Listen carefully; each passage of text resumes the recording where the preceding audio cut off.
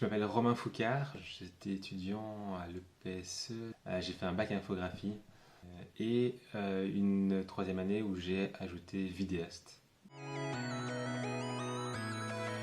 Je suis arrivé à l'EPSE après un parcours un peu compliqué où je voulais faire de l'architecture, je me suis planté une fois, deux fois.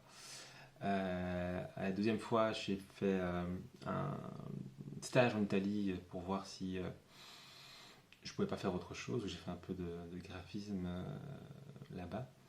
Ça m'a tenté. Malheureusement, quand j'ai été voir les écoles d'artistique pure, type Saint-Luc ou la Cambre, je me suis pas reconnu dans un endroit pareil où je retrouvais à peu près le même problème de la Cambre où j'étais avant l'architecture, de une trop grande école et surtout quelque chose d'orienté très artistique qui me parlait pas tellement, quelqu'un de trop rationnel pour ça.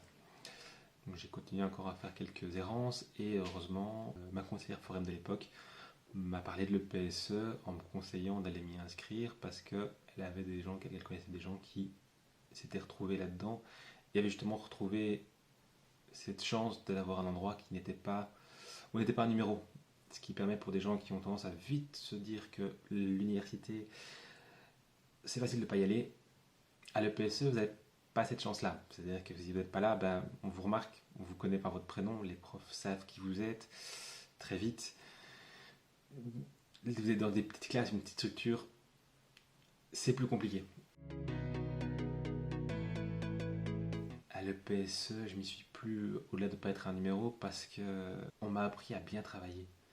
On m'a appris sur des sujets qui étaient réellement des exercices liés à un vrai travail, avec des profs qui vous apprennent ce que pourrait vous poser les questions que pourrait vous poser un vrai client.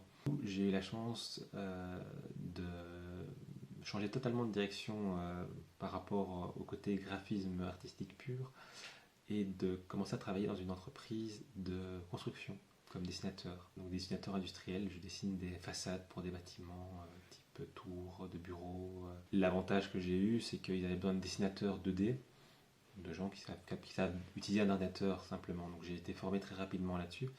Avec la grande chance que j'avais, c'est que effectivement le PSE m'a appris à apprendre. C'est-à-dire que les libertés qu'on a à l'EPSE font que on apprend très vite à se débrouiller par soi-même. C'est-à-dire que les profs ne vont pas vous donner comme instruction dite faites ça, comme ça, et vont dire tu veux faire quoi, et vous donner les outils pour vous diriger vers comment résoudre techniquement ce qui vous intéresse. Et du coup, on apprend très vite à apprendre.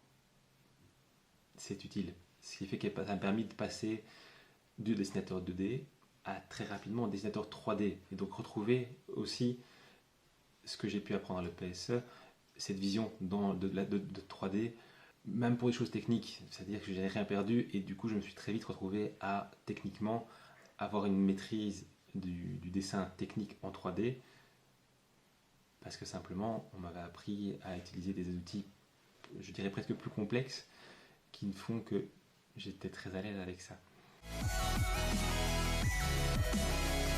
C'est principalement sur la suite, profiter des études pour aller dans tous les sens. Vous allez être encadré par des gens super qui vont vous aider, vous booster pour faire tout.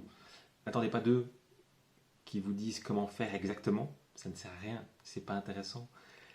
Proposez-leur, envoyez toutes vos idées, essayez, cherchez, soyez curieux et vous allez passer des moments exceptionnels vraiment.